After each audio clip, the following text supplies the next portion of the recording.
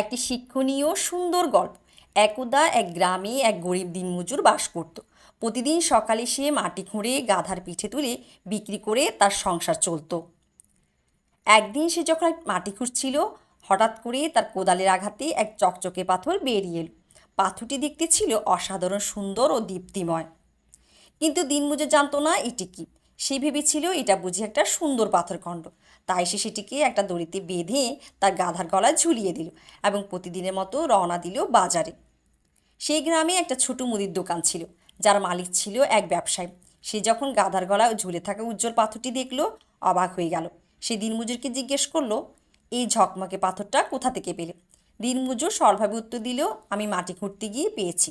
সুন্দর লাগছিল তাই গাধার গলায় ঝুলিয়ে দিয়েছি। দোকানদারের পাথরটি ভালো লেগে গেল। সে দিনমজুরের কাছ থেকে 50 টাকায় পাথরটি কিনে তার দোকানে ওজন মাপা পাল্লার পাশে সাজিয়ে রাখলো। এরপর থেকে দোকানে আসা সব ক্রেতাই পাথরটি দেখে মুগ্ধ হতো। কয়েকদিন পর এক গহনা ব্যবসায়ী দোকানে এলো। চোখ পড়তেই সে বুঝতে পারলো এটি কোনো সাধারণ পাথর নয়, এটি একটা অমূল্য হীরা।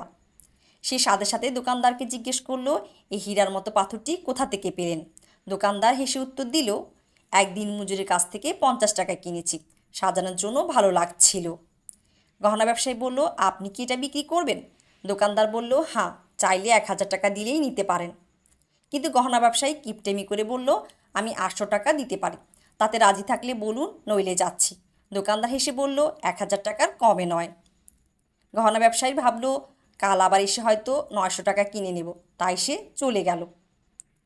সন্ধ্যার দিকে এক অন্য গহনা ব্যবসায়ীর গাড়ি গ্রামের পাশ দিয়ে যাওয়ার সময় খারাপ হয়ে পড়ল। সে সেই মুদির দোকানে এসে দাঁড়ালো। তার চোখ যখন পাথরটির উপর পড়ল, তখন সে এক মুহূর্ত সময় নষ্ট না করে সাথে সাথে 1000 টাকা বের করে পাথরটি কিনে ফেলল। পরের দিন সকালে আগের গহনা ব্যবসায়ী ফিরে এসে দেখল পাথরটি আর নেই। সে দ্রুত জিজ্ঞেস করলো, হীরাটা কোথায় গেল?